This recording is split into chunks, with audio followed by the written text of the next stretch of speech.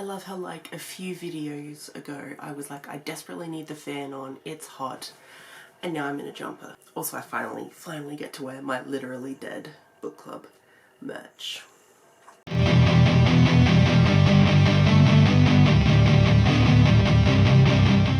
G'day folks, Wren here, and today we're going to do a scavenger hunt. I found this scavenger hunt, it was an Instagram post, so I just screenshotted it and I was like, I'm just going to make a video of that because my Instagram game isn't particularly strong. I am somehow more comfortable in this form of media. I got this from Coffee Books Breath. They got it from The Slow Bookworm, but Coffee Books Breath did a queer edition, so you know that's what I'm gonna do. 1, 2, 3, 4, 5, 6, 7. There's 7 books that I need to find. I haven't looked at any of the prompts. Call them prompts. I could be fun and like time this, but I'm not in the mood.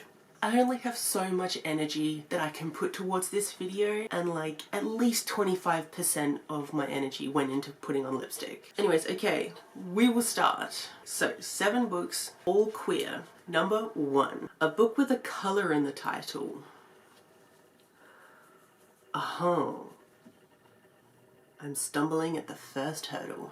Queer book, colour in the title. I don't think I'm going to get one for my red shelf. Oh, I got 1. Oh gosh, all my books are falling.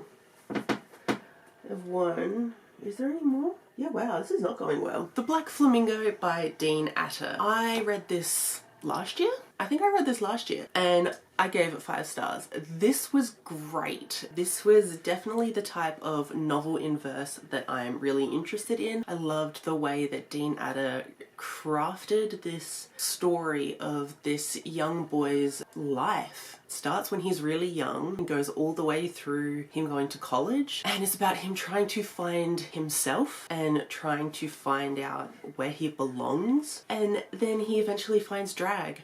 He really comes into his own with that, and he's just this amazing performer, and it's such a good coming of age story, and like just the way it's written. It's one of those books where how the book is printed also is a part of the story, so this wouldn't be what it was without any of the little illustrations or the formatting of it, and that's something I really love about a lot of poetry or novels in verse, is that it's like they take everything into account in telling a particular story. And I've been talking about this for about 5 minutes now, but yeah, everyone go read it. It's 5 stars.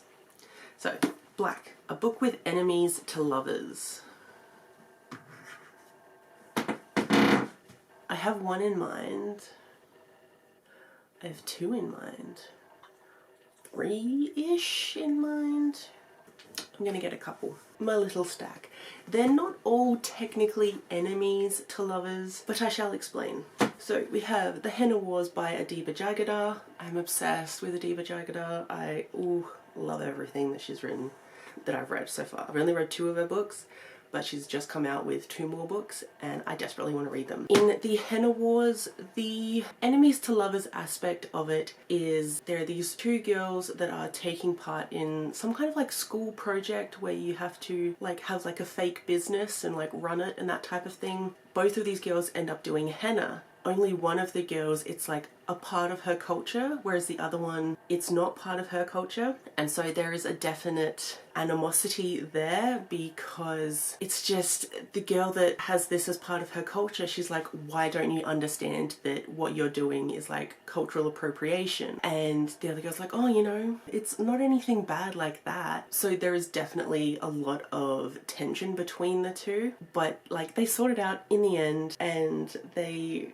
have this little cute relationship. Not like enemies, but there's a bit of tension there. Then this is kind of a stretch, but it's Bedazzled by Ryan LaSala, one of my favorite books. This is ex-boyfriends having to work together in a cosplay competition, and they do kind of get back together throughout the competition. But yeah, they are definitely exes at the beginning of the story, and it is very complicated because their breakup was a little messy and there were a lot of hurt feelings, and then throughout this competition they talk through some things and they do kind of get back together and they're in a good place by the end of it. So, and also this is just a fantastic book and I love it so much. Then we have The Luminous Dead by Caitlin Starling. I love this. This, again, isn't technically like an enemies, but there is definite mistrust between our two main characters. So we have one character who is cave diving in a way, so she's going into a cave and searching through it. Then our other main character is kind of like her minder, so they're able to talk through like an earpiece, and the girl on the outside is monitoring the progress of the one on the inside. The girl on the inside of the cave very quickly comes to realize that she cannot trust the person that she's talking to. There are so many lies and inconsistencies, and it's such a dangerous situation because no one else knows that this girl is in this cave. And there's no one going to come and save her. And the only person that can help her is one that is lying to her. Throughout the book, they do kind of develop feelings for each other. That it's definitely heavily hinted at, and there's a moment or two with them. I love this. It was one of my favorite books of 2022. Then we have Gear Breakers by Zoe Hanamakuta. This is a mecha story. This one is definitely the most enemies to lovers, I would say, because we've got this girl who is a gear breaker, so she's the one that's trying to take down the mechas. And then we have this other one who was like piloting some of the mechas, and then they're almost taken prisoner. Some people change sides and they work together. There's still a lot of mistrust because they're on two different sides of a war, technically. Love prevails. It's not exactly a full-blown relationship yet. This is just the first book in the series. They're leading towards that, and this was fantastic. And then another kind of ish enemies to lovers is Tell Me How You Really Feel by Amina May Safi. This is about two girls that are very different from one another. You've got the broody art student and then the popular bubbly student. The artsy student is trying to make a movie that will like get her prestige and help her get into like colleges and that type of thing. And her teacher recommends that she find a new way to tell her story. And so this other girl comes along, and so she becomes the lead character in this other girl's little movie. It's just like people from two different worlds, and that kind of antagonism that is the enemy's part of this, but they do come together throughout the story, fall for each other. It's beautiful, so well written, and I love it. And there's just things you have to give up for the sake of your future and the consequences that that brings. Ooh, beautiful. Anyways, I'm talking way too long about all these books. Who's surprised? No one. Next, a book with a person on the cover. Several of the ones I just picked up. But let's do a new one. Do we want like real people on the cover? Here we go. People on the cover. Upside Down by N.R. Walker. This is a indie book and it's all about an ace romance. I love it. It's fun. As an asexual person, I just love reading about people with similar thoughts and feelings to me. So we have one guy who is exploring his asexuality, and kind of to do that he joins a ace support group in a way and learns more about being ace and meets a bunch of people that are also ace, and he ends up having a relationship with the leader of this group, and they have such a sweet romance, and like they catch the same bus with each other all the time. They just like they get to know each other through these bus trips. And there are these like bunch of random people on the bus that are like always catching the same bus. They call themselves like the soup crew because this little group is so invested in this relationship that like they all become friends, and they're like sharing recipes with each other, and like they're helping out the boys like trying to have this relationship. It's adorable, and it's a really good way to familiarize yourself with the asexual community and like terminologies, and to learn about the spectrum that is asexuality and all of its different forms, and just the cute little romance. They're people on the cover. I'm trying to talk less about books now because I wanted this to be a short video. A book with a one-word title. Well, I could do my entire favourite series. Again, I'm going to get a few. I should leave it at this. Yes, I should. Okay. So, I got 3. Loveless by Alice Oseman. This is again another ace story. This is about a girl in university. She's just beginning university and she's trying to discover her sexuality. Throughout this, she figures out that she is asexual and aromantic, which is such important representation that doesn't get written about enough. And it's about her figuring that out and coming to terms with it, which is a really difficult thing to do, honestly. And she meets so many new friends and tries to figure out her feelings towards some of her friends, because being ace and arrow is sometimes confusing figuring out your own feelings, because when you start having some strong feelings you're like, oh, is this like romantic or sexual attraction now? And you get very confused and it's an interesting time. But she does that, she finds like her platonic soulmate, which is adorable, and again it's a really good look into the asexual spectrum. Highly recommend. Then we have another Alice Oseman, which is Heartstopper. This is volume 1. Everyone's obsessed with this and I am too. It is a comic series about 2 boys falling for each other. At the beginning they're just friends. One of them is openly gay, the other one at the beginning is just thinking he was straight and realizing he may not be. And it is just the sweetest, cutest romance. I reread this anytime I'm feeling like crap because it makes you feel better. It's a warm hug. It's just all the good feelings that you need in life sometimes. It's so sweet.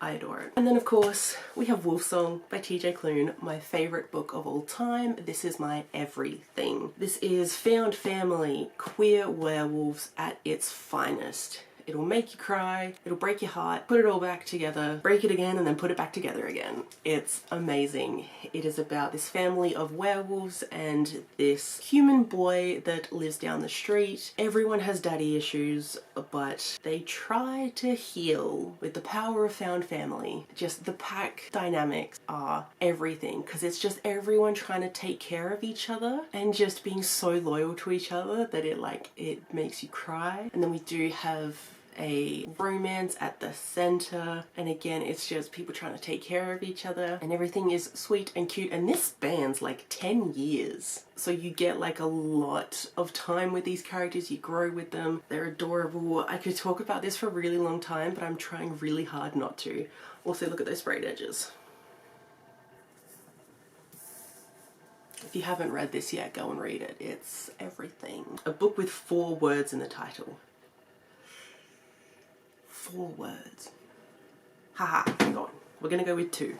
First up we have Date Me Bryson Keller by Kevin Van Wy. This is adorable. Again, this is another like comfort read. We have fake dating between these 2 boys. There is a bet kind of thing going on with Bryson Keller. He says for like a whole year he will say yes to anyone that asks him out. They will date for a week with the stipulation that there is no kissing or heavily physical things. And everyone's aware that it is fake, and then a boy decides to ask out Bryson Keller and he's like, well yeah, I have to say yes. And then it's them kind of figuring out that they really do like each other and just coming to terms with everything, and it's just so sweet and I love it so much, and now I want to reread it. Then we have You Asked for Perfect by Laura Silverman. This is one of my favorite books of all time. We have a bisexual main character and it's just him wanting to be the best at school. He has to get the best grades, he has to be the valedictorian, must be the best at school. That is all he's ever aimed for, and he's in his last year of high school and he's trying desperately to be the best. He hasn't really thought of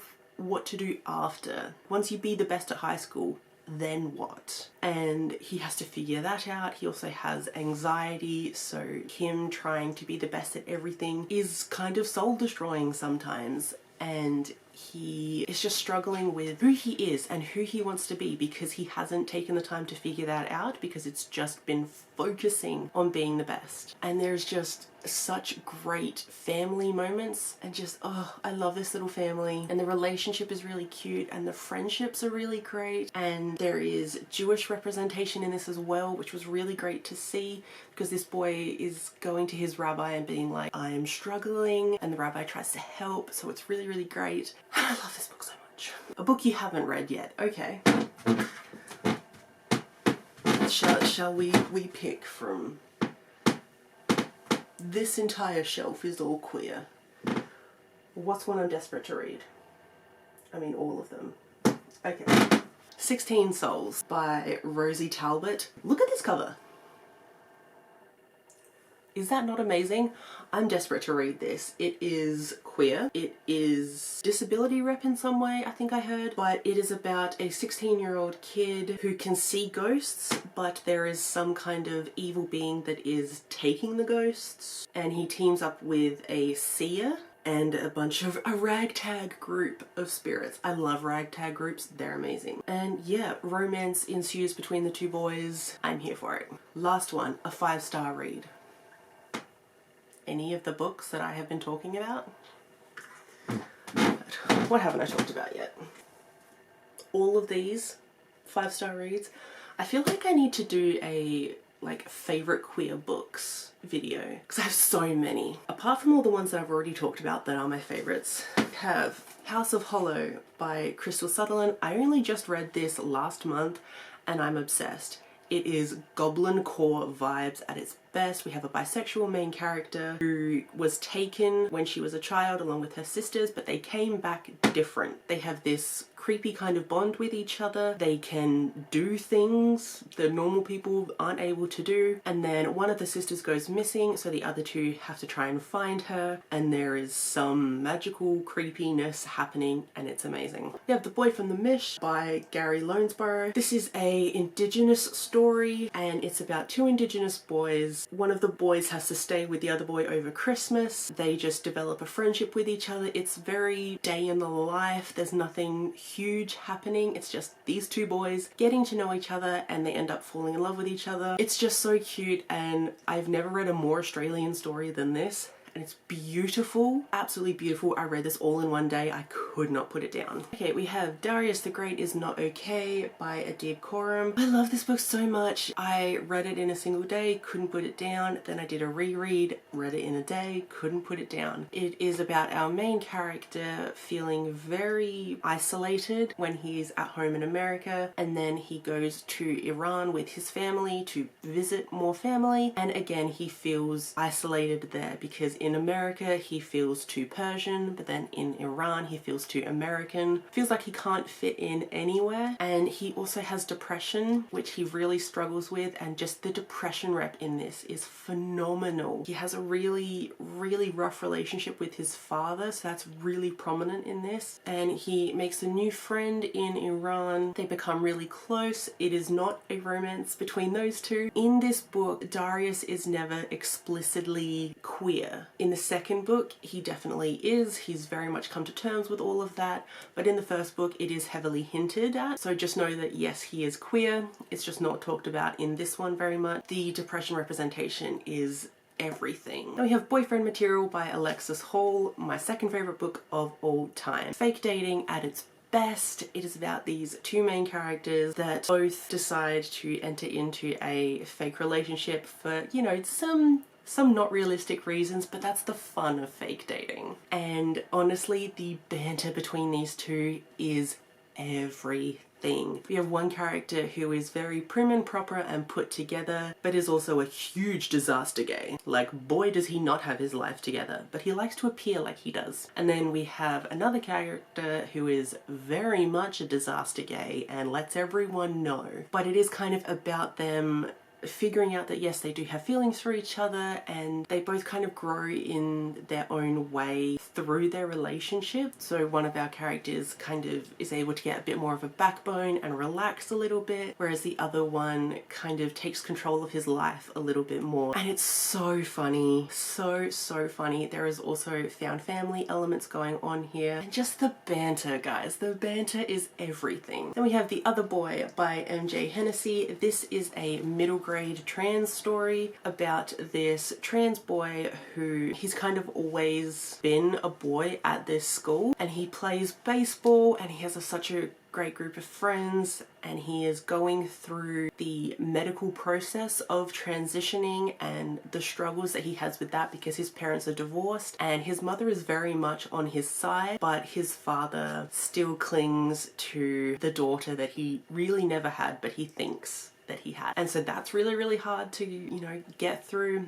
And then there's an incident with his baseball team that kind of outs him, and that's really hard. It gets sorted out in the end, I love this, and this does not get enough hype at all, so highly recommend you go read this. Then we have They Both Die at the End by Adam Silvera. This is a beautiful book. It talks about grief in really interesting ways. It is about in the world where there's a company that can tell you when you're going to die. It texts you 24 hours before you're meant to die, so you can say goodbye, do any of the things that you wanted to do before you die. These two queer Latinx teens find each other on the day that they are both set to die, and they spend those 24 hours together accomplishing some of the things that they wanted to accomplish and getting to know each other. They do end up falling for each other, but you know, like the title suggests, they both die at the end. It is sad, but it is a beautiful story, and if you've been scared by this, I understand, I was too,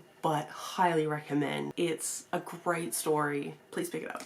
And then the last 5-star book that I'm going to talk about that I haven't already mentioned in any of the other questions is Cemetery Boys by Aidan Thomas. Everyone knows this is fantastic. It is a Latinx trans story about this boy who wants to become a brujo, but his family is a little transphobic, so they are not going to let him be a brujo, so he just does it on his own. And in doing that, he raises a spirit, but it wasn't technically the spirit that he wanted to raise. It ends up being this other boy's spirit that he raises. They're kind of trying to solve a murder thing that's happening. There's just a lot of figuring some things out about what happened to this boy as well, and these two end up falling for each other, and it's such a good story. And just I don't really like calling it a mythology, but this whole magic system of brujos and brujas and the spirit world and any rituals that happen, it was so fascinating. Just the Latinx culture in general